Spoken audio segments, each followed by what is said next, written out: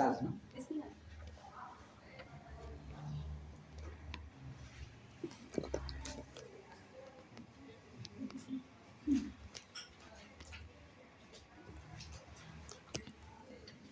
Ruta Espinosa, Maribel. Lo que su compañero ha dicho, ¿qué cosas más puedes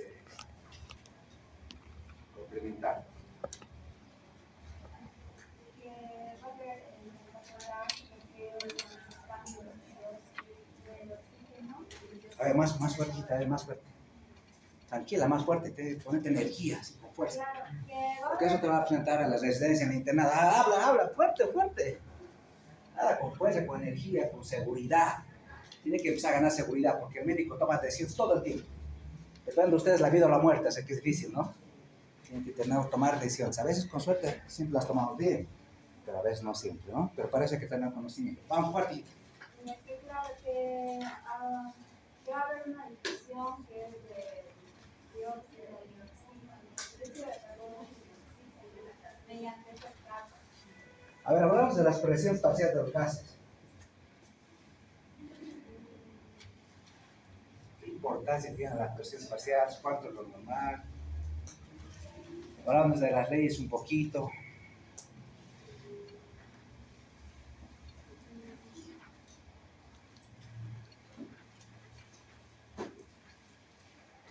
No he leído, ¿qué ha pasado? Un número, hojita. Un número. 10.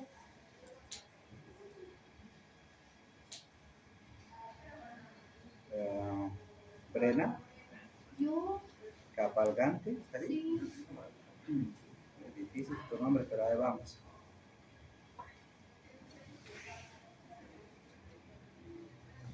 Presión parcial de los gases. presión parcial de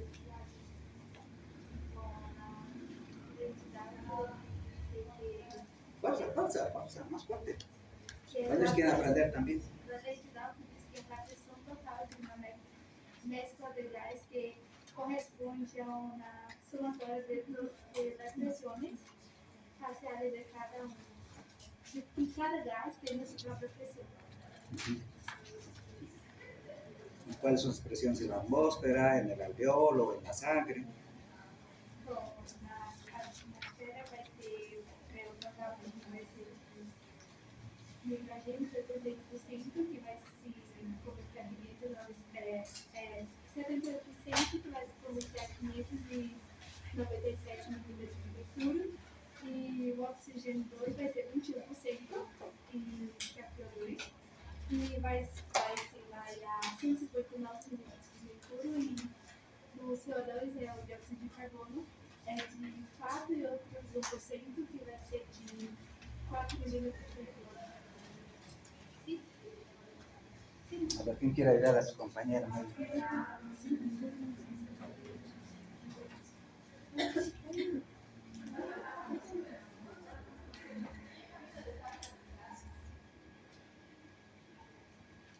Un número, doctorita. 20. 20, Espinosa, Maribel. Vamos, Maribel. Vamos, con fuerza. Todas las posibilidades. Claro. Ya no tiene que desarrollar las presiones parciales en la atmósfera son estas. La atmósfera es una mezcla de gases, por esta mezcla de gases tenemos ido ahora las presiones, las concentraciones, la presión son. Eso es el atmósfera. ¿Cuánto es en el alveolo? ¿Cuánto es en la sangre?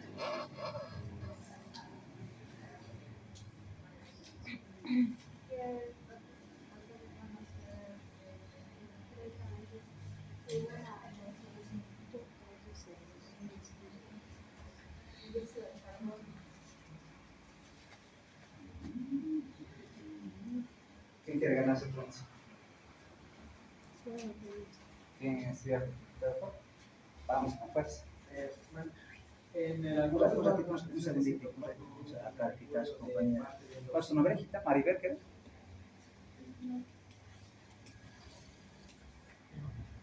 ¿Tu nombre, apellido?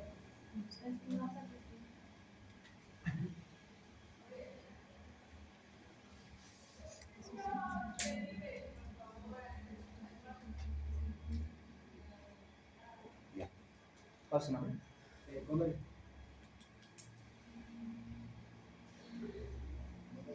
Condori, a ver, hablamos un poquito de la ventilación pulmonar. Bueno, el oxígeno va a entrar directamente a los pulmones de 150.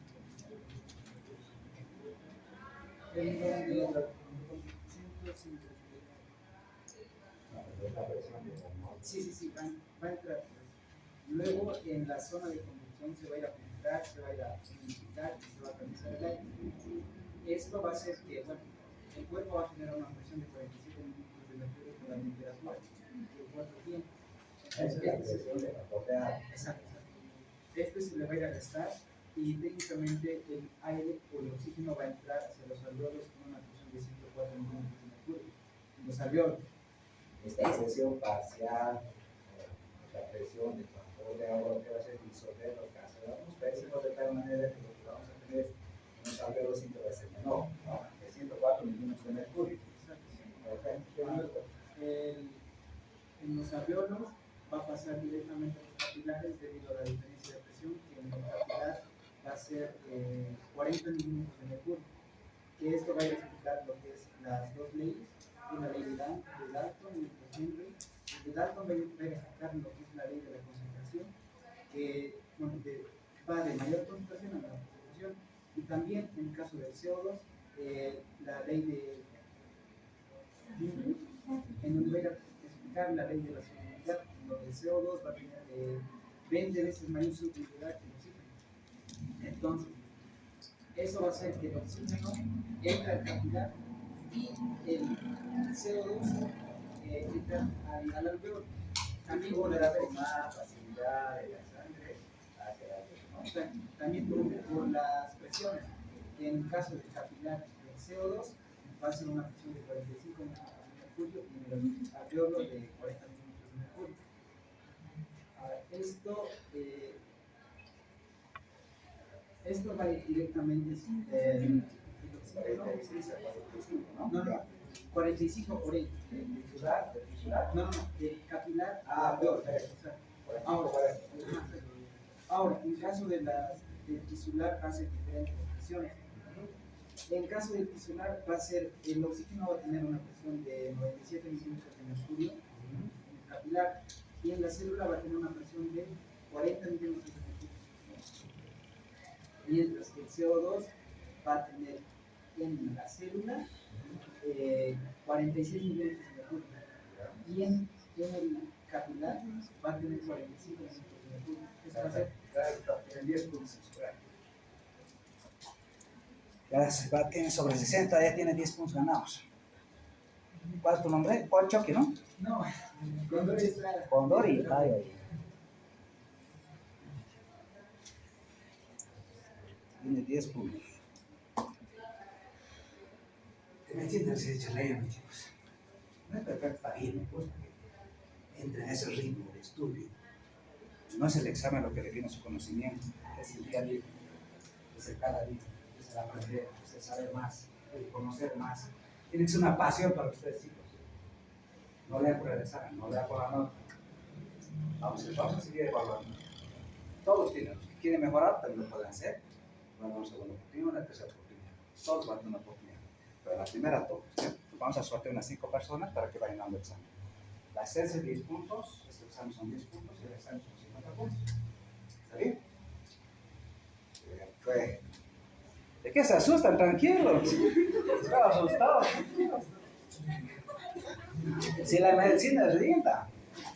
Sí, hablar en público que no. Bueno, pero hay que leer, chicos. Yo, de hecho, si me acompañan, yo también sigo aprendiendo. Cada día. Es así. Todos los días.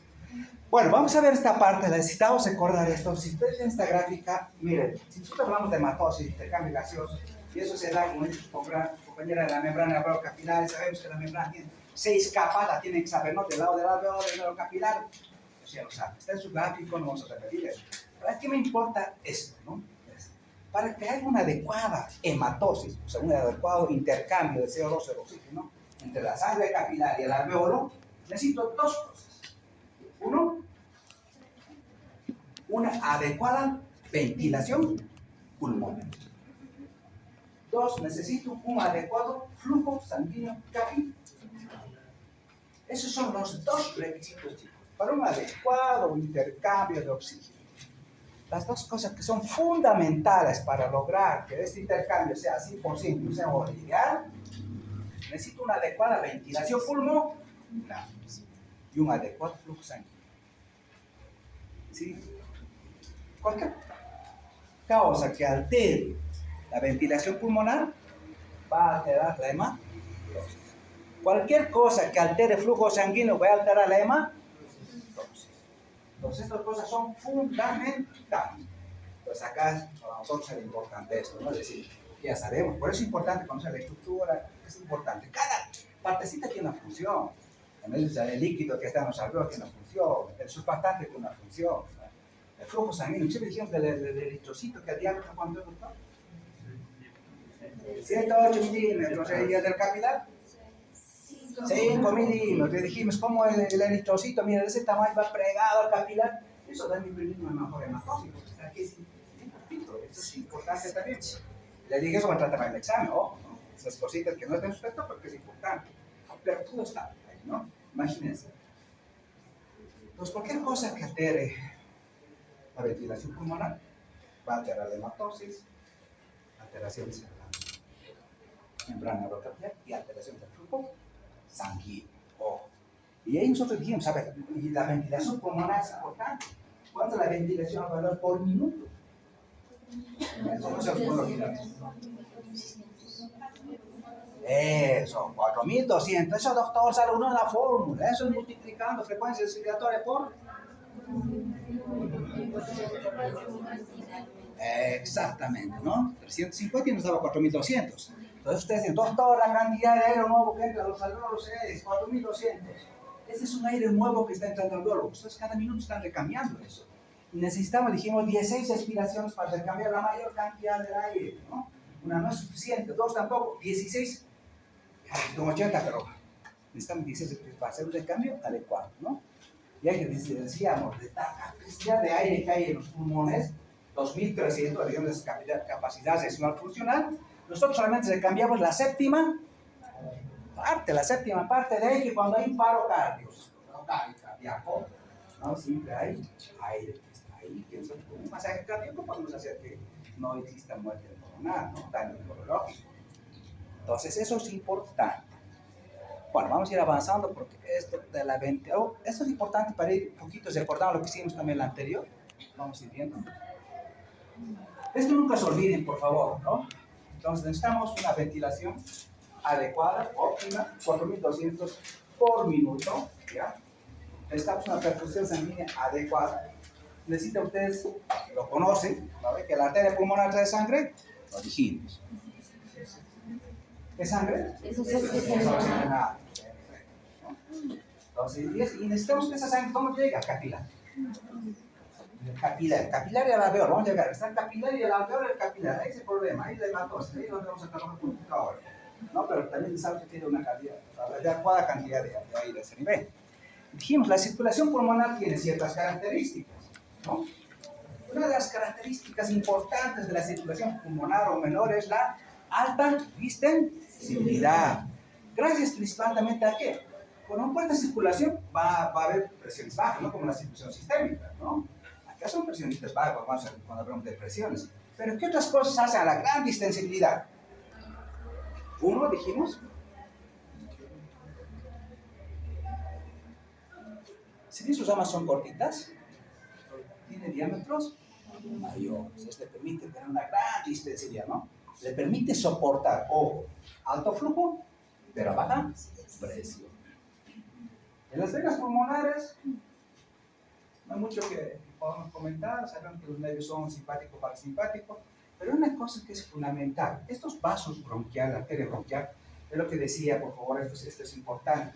Cuando nosotros medimos los gases, por ejemplo, en el alveolo, que es 104, 15, pero en la sangre arterial es 97 milímetros de mercurio. Esa diferencia, estos chunks fisiológicos, es justamente por esta circulación oxigenada, que es una parte, un 2% de este volumen de sangre que está en las arterias bronquiales, que es la arteria nutricia, que se va a ir a sumar a nivel de la aurícula izquierda, y eso va a hacer que las presiones bajen, por Oh, y es como dijimos, ¿qué hace que la presión de la atmósfera baje de 159 a 104? La presión de vapor de agua. Esa las diluye. ¿Qué hace que la presión, por ejemplo, del alveolo de 104 baje a 97? Es presión fisiológica, arterial. ¿Ya? Este volumen de sangre que está en la circulación arterial, pero es una circulación nutricia, vamos a ver, ¿no? Y esa es la que hace que esa diferencia, ¿ya?, de presiones no sea igual en el alveolo que la sangre arterial, en una gasometría arterial, y está 97. Y con 97 va circulando, como dijo su compañero, hasta los tejidos, ¿no? Y los tejidos tienen 40 mililitros de mercurio, entonces por diferencia de presión va a difundir el oxígeno. Pero vamos a hablar un poquito más de eso, de este chunks fisiológico, depende de eso, ¿no? Dijimos esto también, que es importante, que en la circulación tenemos dos tipos de circulación. Una circulación de alto flujo, baja presión. Miren, esto es lo que tiene que doblar, ¿no? Baja presión, 25, sí. 25 de sistólica y 10 de diastólica. 25 de sistólica y 10 de diastólica. Ah, pero la circulación de alto flujo, o bajo flujo, pero alta presión, miren, son presiones sistémicas, ¿no? 120, 80. Ah, esta sí es de alto flujo. Pero, ¿qué sangre? ¿Por dónde circula esta circulación de bajo flujo? Por las arterias bronquiales. Y esta arteria bronquial se llama de quién? De la aorta. Claro, ¿y qué hace esta arteria bronquial? Es una arteria nutricia. Depende de la circulación sistémica. ¿Qué va a hacer? Va a dar al árbol bronquial, a los bronquios terminales y a los bronquios de sostén. Entonces, esa es su función. Nutrir al árbol respiratorio. En cambio, en la parte, la sangre, la circulación de baja presión, pero de alto flujo, tiene que ver principalmente con la hematosis. Tiene que ver con la hematosis. Esto hemos visto un poquito, no vamos a encontrar mucho. Esto también lo analizamos con ustedes. Ah, mira. Y esto creo que... De esto vamos a hablar harto. ¿Cómo hemos logrado determinar una presión capilar pulmonar de 7 milímetros de mercurio? Si ustedes ven este gráfico, que también está en Guyton, está perfecto, dice, ¿no?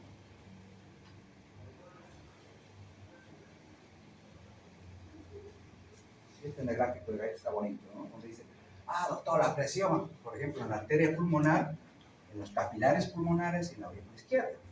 La presión en la arteria pulmonar, ¿cuánto es?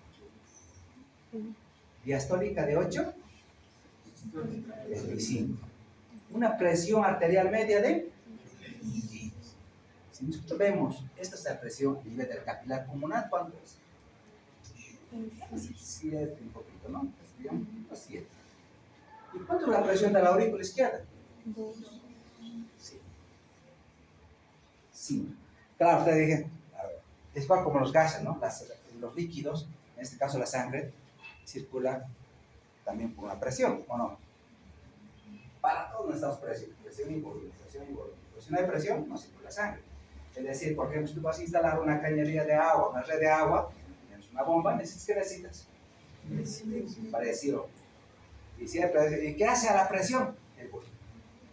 Si tienes volumen y presión, puedes llevar una red extensa, distribuir el agua. Entonces, estamos presión y volumen. La sangre circula con presión. Sale, por ejemplo, de una presión, miren, al lado izquierdo, ¿cuánto de presión estamos saliendo? Una presión sistólica de... ¿Y cómo a nivel de la aurícula derecha?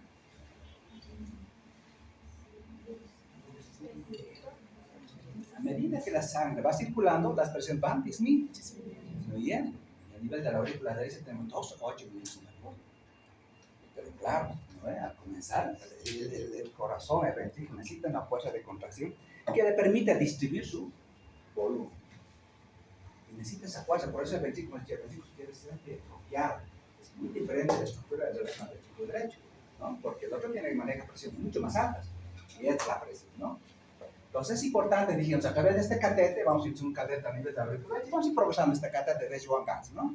Vamos a ir progresando, vamos a ir midiendo, solamente cuáles son las presiones en toda la parte pulmonar y en la parte también del lado de la vena pulmonar y la aurícula izquierda.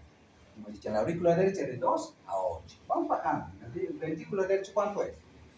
Si está hablando de 25, lo que elegí. La diastólica es de 0 a 2. vamos a ver la arteria pulmonar. Esta es la presión, mire con la presión, va igual. 125 de sistólica y diastólica 810 de diastólica. Entonces, hemos logrado que esa sondita, ya, el catéter, se enclava en el capilar pulmonar, por eso se llama presión de enclavamiento, ¿ya? Presión en cuña, o presión capilar pulmonar. 3 nombres tiene, cuidado que cualquiera les pueda identificar. ¿Cuánto es la presión de enclavamiento? 7. ¿Cuánto es la presión en cuña? 7. ¿Cuánto es la presión? 7. Es lo mismo. Ya, pero como se utiliza el principio, vamos a hacer una presión cuña pulmonar porque vamos a hacer que se enclave el catéter y determinamos la presión capilar pulmonar. Esta relación es fundamental entre la presión capilar pulmonar, o sea, la presión con la que fluye la sangre a través del capilar pulmonar. Y es importante la presión con la que el aire ingresa a los alveolos. Vamos a ver después cuando hablemos de ventilación, perfusión. Ah, tenían que leer eso, ¿no? ¿Quién ha leído? ¿Quién se quiere ganar puntos? ¿Ha leído? ¿Un número? Ahí están leyendo. Bueno, vamos avanzando, no se preocupen. Bueno, entonces vamos avanzando. La formulita es esa, como yo puedo determinar la presión arterial media de la arteria pulmonar. Ahí está, ¿no? Ahí tiene la fórmula. La presión arterial media es igual a la presión sistémica más 2 de la diastólica dividido entre 3. Es igual que la presión arterial sistémica. Es la misma, ¿no? Ojo, y ahí son los parámetros, sus términos medios. En la presión arterial pulmonar es esto, ¿no? La presión media de la arteria pulmonar va de 10 a 15, término medio 15 milímetros, es lo que hicimos acá, ¿no? En cambio, la presión arterial sistémica es igual. La misma fórmula, entonces divide sistólica más 2 de la diastólica, 93. Lo normal en posición sistémica es de 60 a 100. Algunos dicen de 80 a 100, pero bueno. Lo que nos interesa es la parte pulmonar, ¿no? La presión media de la arteria pulmonar es 15 milímetros de mercurio. Pero vamos a hablar más de presión capilar pulmonar. Y dijimos, según esta ley, nos han enseñado también a nosotros, la presión arterial es igual a... Exacto, ¿no? Según esta ley, la ley de Ohm, dice, la presión arterial es igual al gasto cardíaco por resistencia periférica. Eso es importante entender, porque el gasto cardíaco depende de qué depende. Del volumen sistólico y de la frecuencia cardíaca, ¿no? Todo lo que altere el volumen sistólico va a alterar la presión. Todo lo que altere la frecuencia cardíaca va a alterar la presión, ¿no? Y la resistencia periférica, ¿no?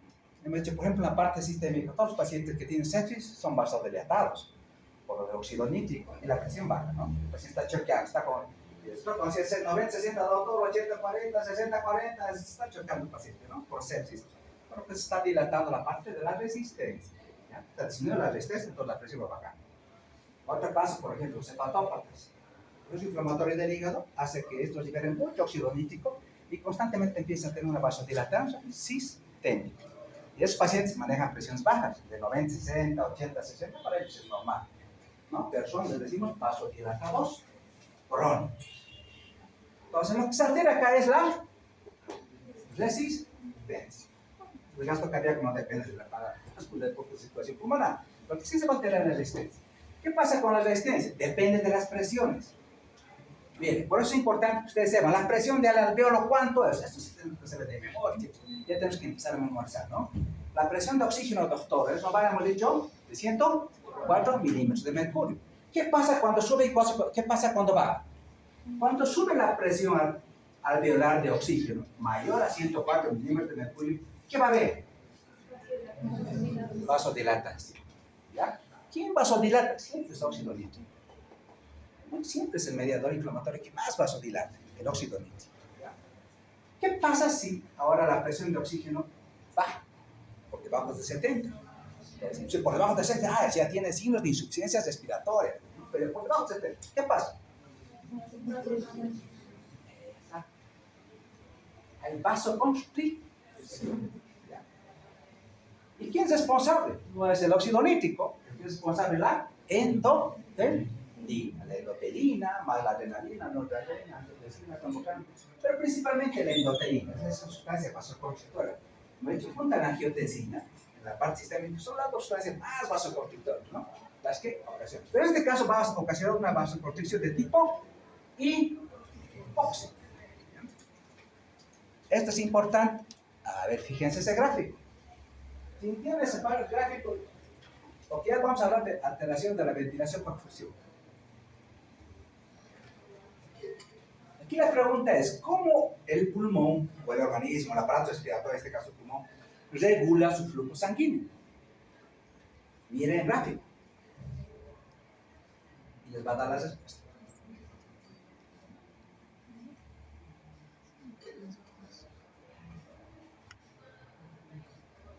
Un ejemplo. Por ejemplo, si el paciente tiene en la parte sistémica, si el paciente tiene una hemorragia digestiva, ¿ya? ¿Qué es el organismo? Redistribuye su flujo sanguíneo, saca lo que no es muy importante, digamos, piel, la parte digestiva, ¿dónde lo va a llevar? Cerebro, corazón, va a redistribuir su flujo sanguíneo. Lo mismo el pulmón, ¿qué hace? Redistribuye su flujo sanguíneo. Pero ¿cuándo lo hace y cómo lo hace? Eso es lo más importante. Miren esta gráfica, lo que dijimos. Cuando hay una disminución, una menor oxígeno, menor presión parcial, va a haber un menor flujo sanguíneo, va a haber vasoconstricción. Vean este gráfico, esto es lo normal.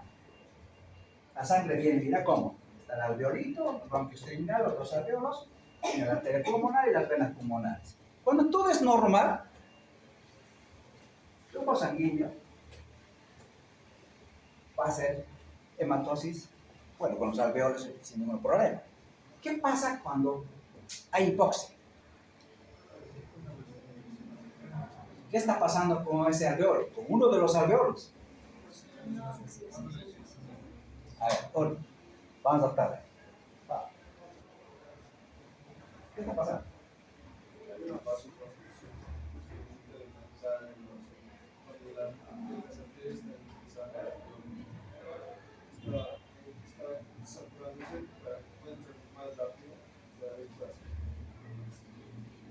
Ya, miren cómo es el organismo. El organismo siempre va a llevar un adecuado flujo sanguíneo a los lugares donde está mejor ventilado. Porque una función de la circulación pulmonar es la oxigenación de la sangre.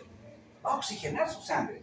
Dice, mira, este alveolo está enfermito. Por alguna razón, este alveolo tiene una hipoxia, por una patología local o sistémica, en este caso local. ¿Qué hace el organismo? Vasoconstricción, dice, no, acá este alveolo tiene baja presión de oxígeno. Voy a llevar el flujo sanguíneo a un lugar donde hay mayor ventilación porque yo necesito hacer hematosis. Este no me sirve. ¿No? Es como un espacio muerto, no sirve esta opción, pero no me sirve para hacer la hematosis.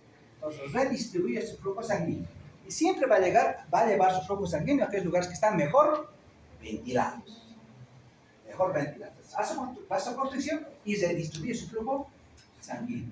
Lo va a llevar a un alveolo que está mejor ventilado. Acá va a ser vasoconstricción. No me sirve acá, no voy a hacer una buena hematosis, preferimos llevar la sangre a un alveolo donde sí esté bien ventilado, porque mi función principal de mí es la oxigenación. Entonces el pulmón siempre va a redistribuir su flujo sanguíneo. ¿Y qué pasa si distribuye su flujo sanguíneo? ¿Qué pasa en las alturas? La persona que vive en las alturas vive una hipoxia crónica, ¿no? Por la altura, por menor presión, menor oxigenación, hipoxia crónica, ¿no? Pero él va a compensar, porque va por encima de cantidad de glóbulos para que pueda transportar lo que necesita, ¿no? Oxígeno. ¿Qué hay? Miren la diferencia entre esta placa y esta placa. ¿Qué cambios? Miren, una hipoxia con una vasoconstricción hipóxica, una obstrucción de esta circulación pulmonar, ¿qué va a hacer? Una vasoconstricción hipóxica de tipo patológico. Si vas a ver vasoconstricción, ¿cómo va a ser la presión de la arteria pulmonar? Va a haber aumento de la presión de la arteria pulmonar. Eso se llama hipertensión arterial pulmonar. En el caso de la altura, ¿qué va a hacer, por ejemplo, la hipoxia? Miren que ve acá. ¿Qué llama la atención esa placa?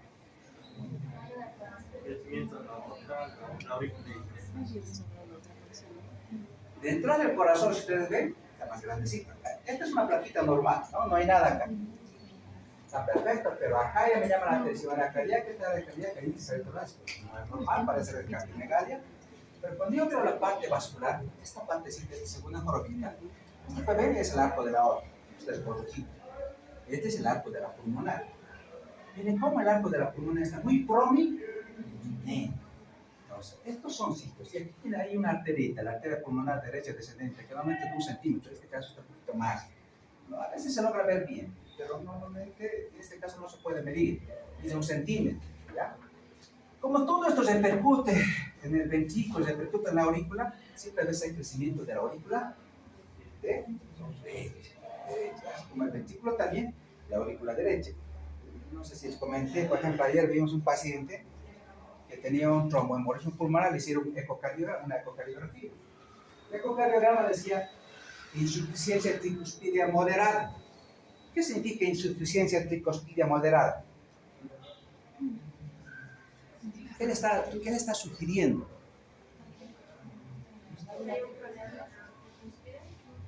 Algo está haciendo que esa válvula sea insuficiente, ¿no? Normalmente no tendría que ser suficiente, es competente.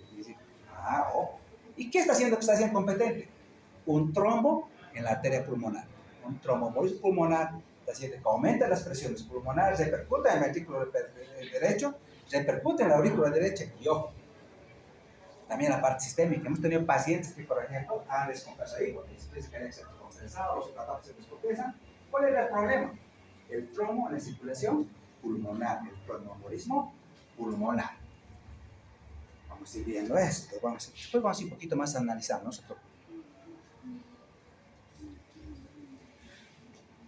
¿Cuánto de sangre, cuánto de volumen de sangre hay en los pulmones?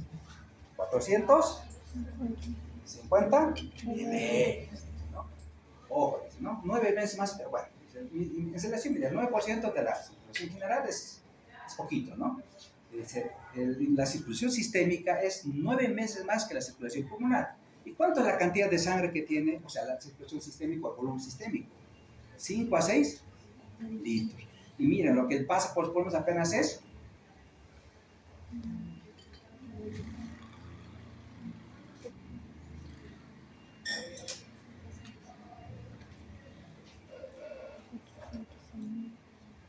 hay 2 cambios que pueden pasar. Uno, miren, hay 2 cosas que esta circulación sistémica, bueno, este volumen de sangre nos sirve para 2 cosas. Uno, como reservorio. O sea, el organismo puede echar mano a esa cantidad de sangre, que es poco, pero puede echar mano. Por ejemplo, cuando ustedes empiezan a tocar una trompeta, puede sacar 250 cc más. Cuando el paciente está con hemorragia, puede sacar también esa circulación sistémica para la circulación pulmonar hacia la circulación sistémica, porque el organismo está redistribuyendo, está protegiendo sus órganos nobles. Lo va a hacer siempre, ¿ya? Pero ¿qué puede ser al revés, por ejemplo? ¿Qué pasará si el corazón, por ejemplo, este ventrículo izquierdo es insuficiente? Una insuficiencia cardíaca por una miocardiopatía chagásica, dilatada, lo que sea. ¿Qué va a pasar?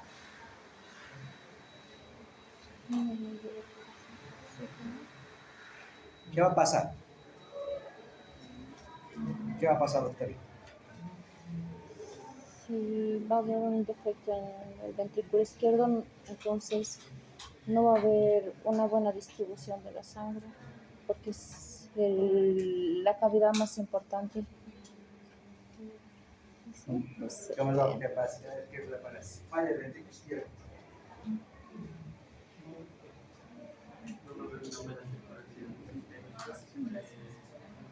¿Qué va a pasar en la circulación pulmonar? No sería que pasaría a la aurícula izquierda y entonces Puede ser a veces problemas en la válvula, ¿no ven? O una estenosis o una insuficiencia mitral, o ser una insuficiencia cardíaca de este músculo. El problema puede estar en el músculo, el problema puede estar en las válvulas, ¿no? Estenosis, insuficiencia mitral, o puede ser una insuficiencia, una insuficiencia del músculo cardíaco, ¿no? Ahora, claro, es diferente una insuficiencia cardíaca aguda o una insuficiencia cardíaca crónica, ¿no? La aguda, por ejemplo, una arritmia, por ejemplo, puede hacer que este corazón se hace insuficiente. Por lo tanto, mucha cantidad de volumen de sangre. ¿Dónde va a fluir primero? A la aurícula izquierda. De la aurícula izquierda a los pulmones. Y en los pulmones, como no solamente es volumen, porque como se fluye volumen, también se fluye presión.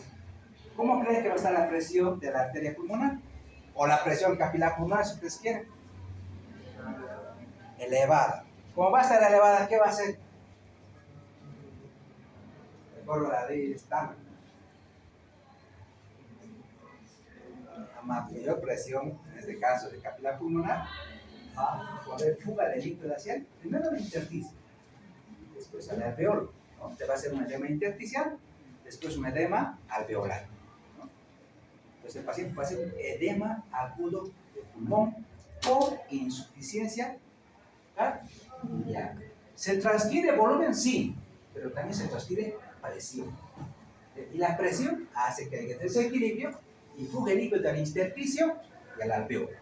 Edema agudo de pulmón. Entonces esto es importante también. A ver, el flujo sanguíneo a través de los pulmones y su distribución. ¿Sí? El flujo es igual a la presión cardíaca, ¿no? Pero mira, esta parte me parece importante. ¿Ya? Para que se produzca una adecuada oxigenación o aireación, ¿no? De la sangre, dice, esta debe distribuirse a los segmentos de los pulmones, a los que los alveolos que estén mejor oxigenado. Siempre va a ser el ritmo eso, ¿no? Siempre va a llevar a donde hay mejor ventilación para que haya mejor hematosis. ¿Qué tiene que ver? Miren, lo que les decía, ¿qué pasa con las presiones bajas? Miren con la presión acá, este es otro ejemplo, ¿no? Con la presión de oxígeno del alveolo baja. ¿Qué va a haber? Vasoconstricción. Entonces, ¿qué es lo que está haciendo? Está desplazando sangre a las zonas mejor oxígeno. Oh, esto comentamos también con ustedes. ¿Se acuerdan que dijimos una medida que salvó vidas en el COVID? Fue una medida, ¿no?, fisiológica importante. ¿Cuál fue? La posesión de cúbito cronovigilia, por estar despierto, ¿no? Porque de echar puede respirar. Cronovigilia, ¿no? De cúbito cronovigilia.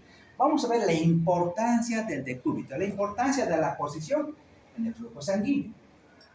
¿Quién es este gráfico? Acá se coloca. Lea, doctor. ¿Qué dice? ¿Qué dice el desorden? El flujo sanguíneo es muy bajo en la parte superior de los pulmones. La mayor parte del flujo se dirige hacia la parte inferior del pulmón. Y la pregunta es, ¿por qué hay mayor flujo en la parte baja de los pulmones, en las bases?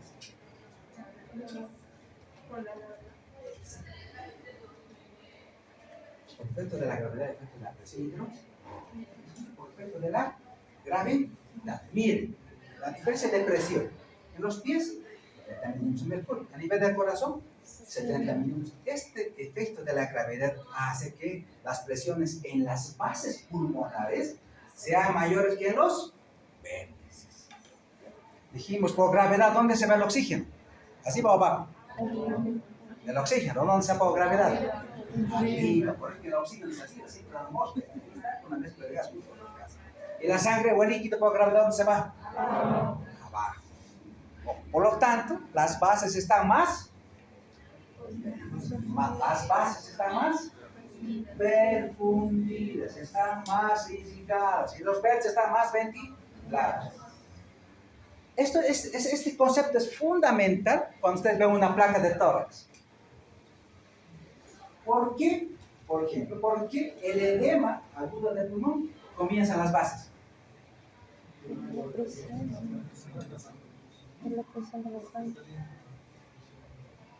Porque el aumento de la presión capilar pulmonar, ¿no? Porque el aumento de la presión capilar pulmonar, fruto de una insuficiencia cardíaca, ¿dónde se hace más manifiesto?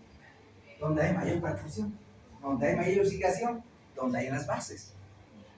Vamos a ver una placa más adelante. Entonces, cuando ustedes vean, dicen, oye, pero ¿por qué no he ido a los alveolos? O sea, los vértices, porque están bien ventilados y las bases están casi blancas. ¿Por qué? Por eso.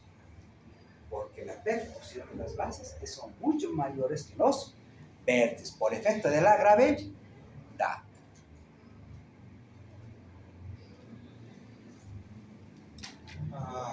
Pues aquí dos cosas vamos a ver, el efecto de la presión del alveolo y la presión de la cavidad. Miren, ¿qué pasa si aumentamos la presión en los alveolos en relación a la perfusión?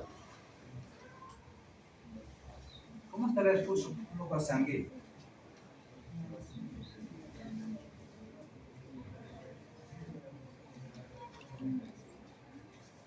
por ejemplo, como he dicho, los vértices están más ventilados, por lo tanto ellos tendrán mayor presión de oxígeno, mayor presión, porque están más ventilados. Por eso estos vértices, por efecto de la presión del gas, en caso del oxígeno, vamos a ver que son los lugares con mayor presión, están mejor ventilados, pero están muy mal perfundidos.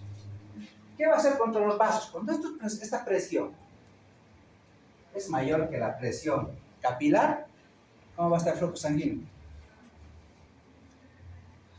Los vértices mayores. ¿Qué les parece? Y al revés, ¿no? Ahora, miren, vamos a ver con ejemplo, no se preocupe ahorita, vamos a ver qué importancia tiene esta relación. Presión del aire del alveolo y la presión del capilar pulmonar. Lo vamos a ver en diferentes ejemplos. Otro concepto, pero me interesa. El flujo sanguíneo, ojo, no se distribuye, dice, de manera homogénea. O sea, no es igual en todo el pulmón. ¿Por qué? Por efecto de la gravedad. Los vértices siempre están más ventilados. ¿Y las bases? Ahora van a poder entender esto. Lean.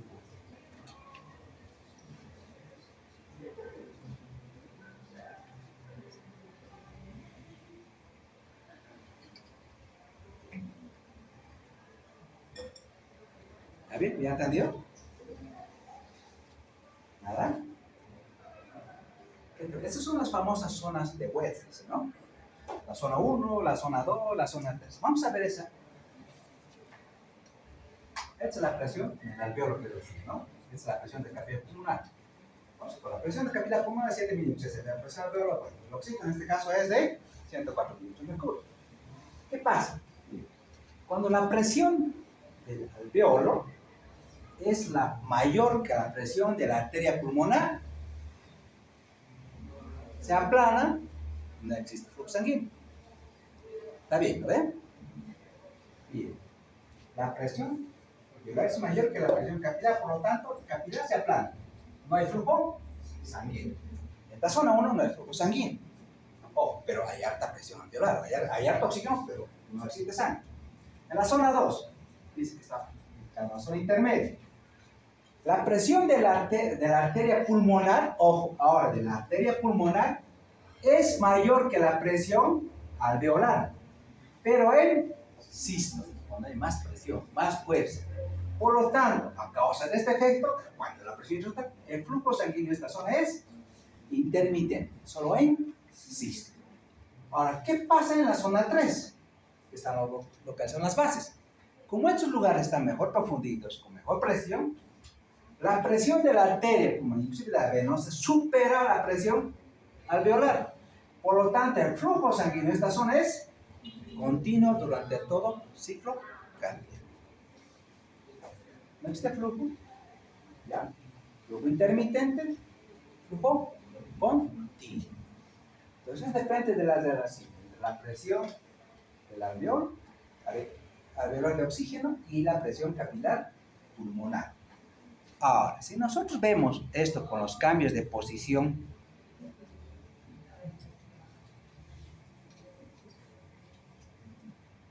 ¿qué pasaba cuando nosotros, nuestro paciente, lo colocamos en decúbito prono? Los pulmones llegaban a entender que había una modificación. Ahora, ¿dónde se ha ido la zona 3? La zona, ¿dónde estaría la zona 3? En la parte anterior, ahí estaría la zona 3, ¿no? La zona 1 estaría arriba. Por lo tanto, la zona 3, la parte anterior, ¿cómo está? Tiene mayor flujo sanguíneo, pero la zona 3, que sería la parte más posterior, estaría mejor ventilada. Por eso es que la saturación mejoraba en los pacientes. Por efecto de la gravedad, ¿no? Las zonas anteriores estaban mejor perfundidas, pero las zonas posteriores estaban mejor ventiladas. Cuando usted le colocaba a su paciente en decúbito prono, el paciente subía su saturación de 70, 80, 85. Pero esa ya era una ganancia, ¿no? Y ahí por 5 milímetros estaba ahí, a 15 milímetros de mercurio. ¿No? O sea, que sube un porcentaje de 15% de la saturación era altísimo. Pero gracias a esto se logró. ¿Qué pasa en el decúbito supino? Costa de espaldas. las partes posteriores, como si la zona 3 tuviera la parte más posterior, está más profundita, pero la región anterior está mejor ventilada. Eso no era suficiente, porque queríamos ser al revés, ¿no? ¿Y qué pasaba cuando la paciente estaba de pie?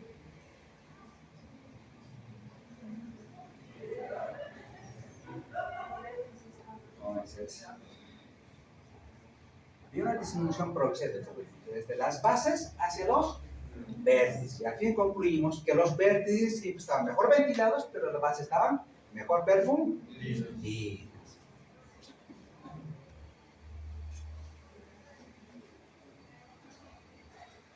¿Les parece? Entonces nunca se olviden, vértices ventilados, las bases mejor perfundidas. Ahora, si nosotros ya tenemos la parte ya más funcional, no puede haber tejido que no esté perfundido,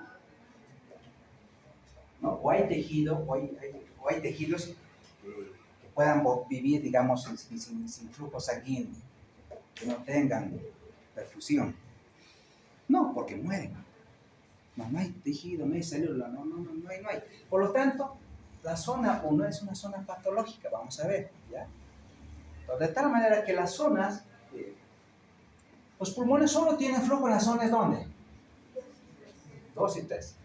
La zona 1 no existe, porque no puede haber pulmón que no esté perfundido. Puede estar ventilado, no, tiene que estar perfundido y ventilado. Y así no nos sirve, no tiene sentido que esté. Entonces, la zona 1 no existe. ¿Ya?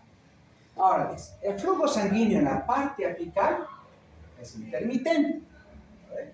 Por eso que dijimos por la selección de las presiones. Hay flujo durante la sístole y se interrumpe durante la diástole. Esta zona se llama flujo sanguíneo de la zona 2. ¿Pero dónde está? En los ápices. Pero los ápices ahora se transforman más que todo con flujo sanguíneo de zona 2 para mejor funcionamiento. Ahora, el ejercicio, ¿qué hace el ejercicio con este flujo sanguíneo? El ejercicio aumenta el flujo sanguíneo a través de todas las partes de pulmones. Claro. Y hace que todo el pulmón tenga un patrón de flujo sanguíneo. O sea, que estén adecuadamente ventilados, pero también estén adecuadamente perfundidos durante todo el ciclo cardíaco. Es un patrón de flujo sanguíneo de tipo 3. ¿Ya? Tipo 3.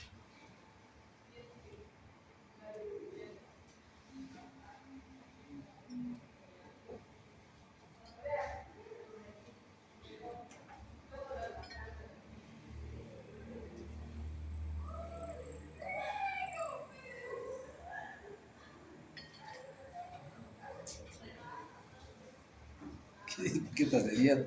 A ver. ¿Qué dice? ¿Qué pasa con el gasto cardíaco durante el ejercicio? El flujo sanguíneo aumenta 4 a 7 veces más, ¿no? Si bien existe un importante flujo, un incremento del flujo, ¿qué pasa en la circulación pulmonar? Si bien existe un aumento del flujo sanguíneo en la parte sistémica, parece que no se repercute mucho en la circulación pulmonar, ¿no? Ese es el concepto. O sea, logra soportar, logra asumirlo, ¿no? Normalmente sin muchos cambios de la presión pulmonar. ¿Por qué? ¿Cómo lo hace? 1. Dice, aumenta el número de capilares abiertos hasta 3 veces. 2. Distiende todos los capilares y aumenta la velocidad de flujo, dice, en cada capilar 2 veces. Y aumenta un poco la presión de la arteria pulmonar. Y esto hace que permita soportar grandes volúmenes de sangre durante el ejercicio. Pero el paciente durante el ejercicio hace insuficiencia cardíaca. ¿Tiene datos de insuficiencia cardíaca, edema aguda pulmón? No. Aumenta la frecuencia cardíaca, aumenta la frecuencia respiratoria, hay mayor flujo sanguíneo por los pulmones, pero ¿ves? El pulmón echa mano a sus mecanismos de compensación, inmediatamente hace apertura más capilar, aumenta su presión en sus venas. Pues permite, como tiene gran distensibilidad, le permite soportar grandes volúmenes de sangre, hasta 4 a 7 veces de flujo sanguíneo. Ojo, por tanto, esta capacidad del pulmón de acomodarse, dice este flujo sanguíneo, permite no solamente conservar su energía del ventrículo derecho, ojo, además le permite evitar un aumento de la presión capilar pulmonar y la aparición de un edema agudo del pulmón. Si no tuviera esa capacidad del pulmón, poco tiempo viviríamos en insuficiencia cardíaca y disnea, ¿no? Cada que hacemos ejercicio lo compensa bien. Pero en base a estos tres mecanismos, eso aporta mayor volumen, ¿ya? A presión baja, ojo. Y esto les decía, mira esta placa, ¿qué les parece esta placa?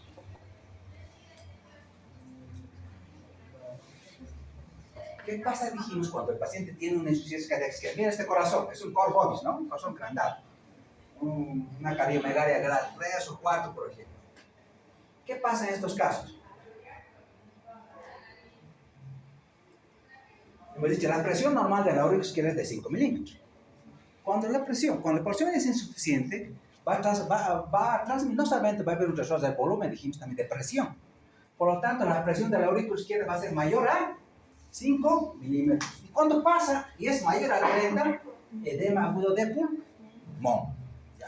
Ojo, cuando la presión auricular está por encima de 100, aumento la presión capilar pulmonar, que es de 7 milímetros de mercurio, y hace que el paciente tenga edema agudo de pulmón.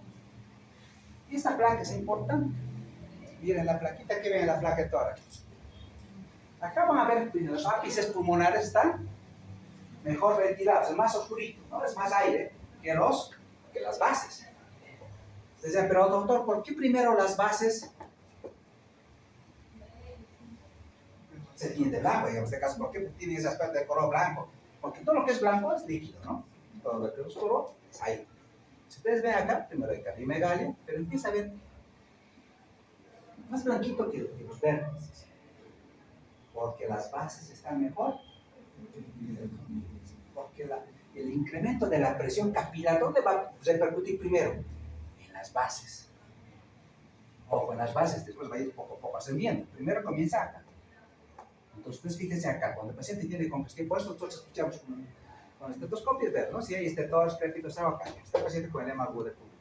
Pero eso, por esto efecto de la gravedad. Entonces, los primeros comprometidos con edema agudo de pulmón siempre van a ser las bases, no tanto los vértices, ¿ya? No, es lo último que se va a comprometer son los vértices, pero comienza todo en las bases. Bueno, es importante, hemos dicho, ¿no? Que existe un flujo a nivel capilar, un flujo continuo laminar que permite la hematosis, ¿no? Mire el tiempo que permanece la sangre en esos capilares a veces cortito, de 0,8 a 0,3 segundos. Ese es el tiempo suficiente para que capte oxígeno y pierda el dióxido de carbono. Capta oxígeno y ceda el dióxido de carbono. Poco tiempo, ¿no? Y eso es lo que ustedes ya han visto también. ¿Dónde han visto esto? ¿Han visto o no han visto?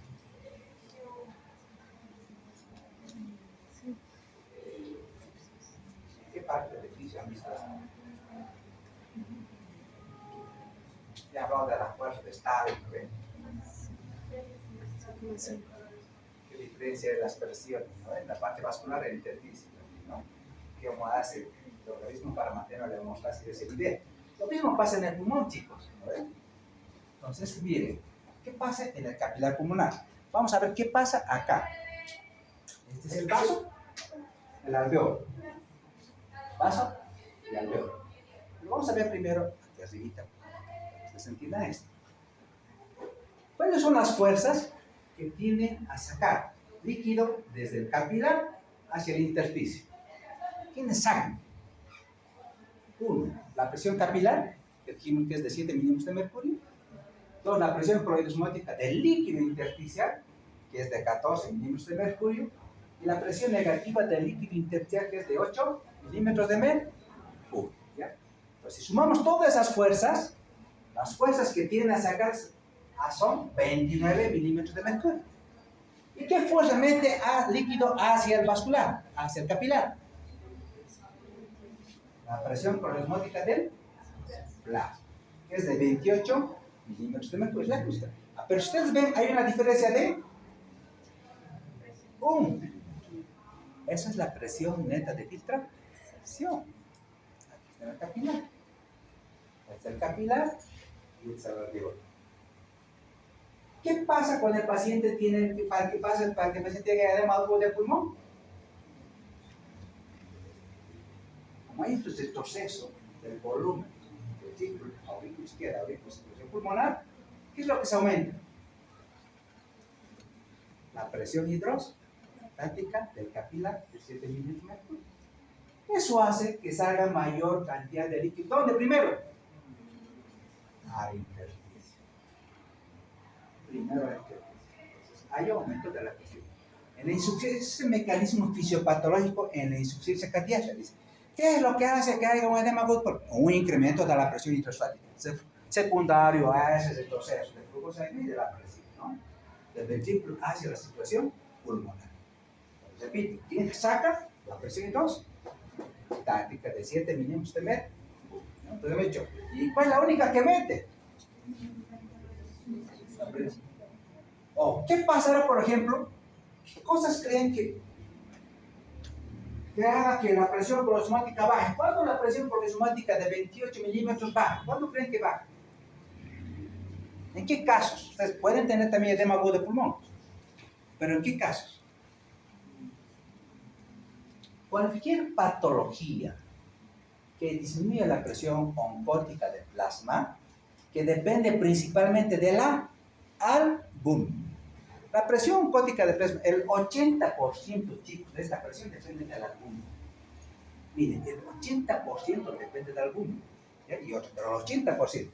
Eso significa, si su paciente del doctor tiene una cantidad menor de albúmina, ojo, no solo va a haber líquido en el intersticio tisular, sino también en el intersticio alveolar. Por eso que les decía, esos pacientes, por una viejita que tiene con albúmina de 2.5, lo normal es 3.5 a 5.5, resulta que está con 2.5, le han metido 3.000 de líquido y ella tenía hipoalbuminemia y su requerimiento era 1.500. Le han dado 2.000 más de líquido. ¿Dónde ha sido ese líquido?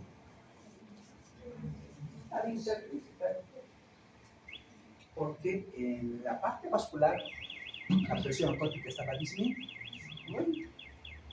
Entonces el líquido está directamente al intersticio tisular y al intersticio alveolar. Y el paciente nos dice, doctor, véame a mi paciente porque está con disnea taquimeca. Claro, pues si le has metido líquido y revisamos sus balances negativos, durante 3 días le he colocado lo mismo.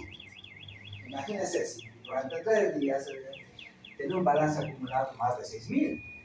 Es lógico que el paciente esté.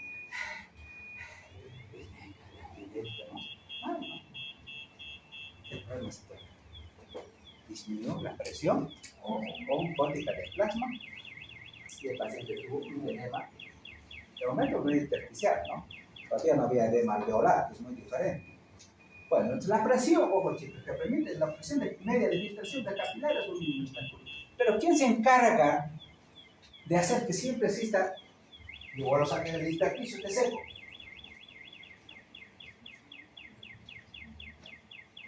El sistema DIN. Piensa que el sistema linfático tiene una presión negativa, ¿no? Del intersticial, el sistema linfático. Esto también ayuda, ¿no? Pero esto es el capilar linfático, ¿qué va a hacer? Y la presión del líquido intersticial mantenerlo seco los alveolos. Es lo mismo, pero esto ya... Es lo mismo para que ustedes un poquito me entiendan la ley de Frank-Starling. Entonces, por ejemplo, el paciente puede tener un edema agudo de pulmón. ¿Por qué causas?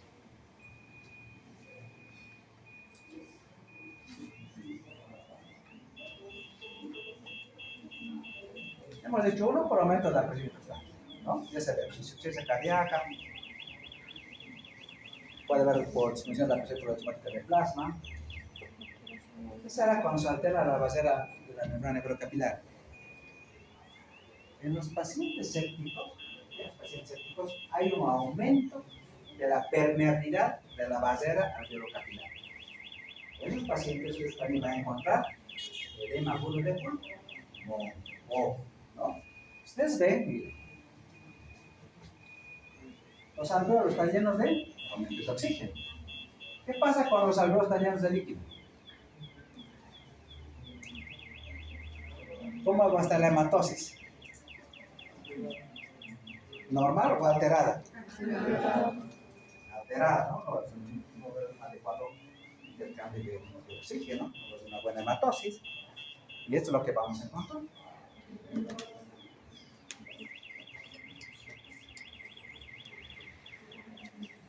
Entonces, mire, la presión hidrostática del capilar, 7 milímetros. La presión osmótica, 28 milímetros. Hay una diferencia, dice, factor de seguridad de cuánto? De 21 milímetros. Eso evita, ¿ya? Eso evita que el paciente tenga edema del pulmón. Pero lamentablemente hay causas que alteran esto. Aumento de la presión hidrostática o aumento de la permeabilidad en los casos de sepsis. ¿Qué pasará en los casos crónicos?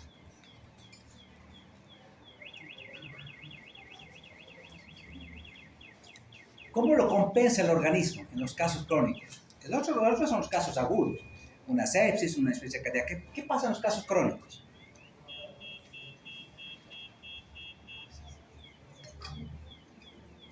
¿Quiénes trabajan más? Los vasos linfáticos. ¿Ya? Es decir, claro, cuando el problema es crónico, la presión capilar pulmonar se eleva aquí. Por más de 2, ¿sí? Eso no es súbito, es el progresivo. Y durante ese tiempo, los vasos linfáticos no se van a expandir mucho, no se van a expandir, lo que van a hacer, aumentar su capacidad de depuración hasta 10 veces. Entonces, ¿quiénes compensan en los casos crónicos? El vaso linfático. Eso hace que el paciente no entre en insuficiencia, ¿no? Ojo, si la presión capilar pulmonar aumenta 10 a 25 a 30 milímetros por encima de su nivel de seguridad, se puede producir edema mortal en plazo de horas. Estos son los casos agudos. Si la presión capilar aumenta en horas por un infarto agudo de miocardio, insuficiencia cardíaca, el paciente va a hacer edema agudo de pulmón y muerte súbita. En cambio, los crónicos no tanto, porque depende más que todo del sistema linfático.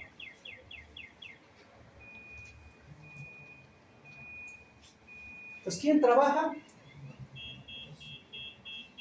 ¿Quién depura el líquido de la cavidad pleural? Vasos linfáticos. ¿Ya? O vasos linfáticos.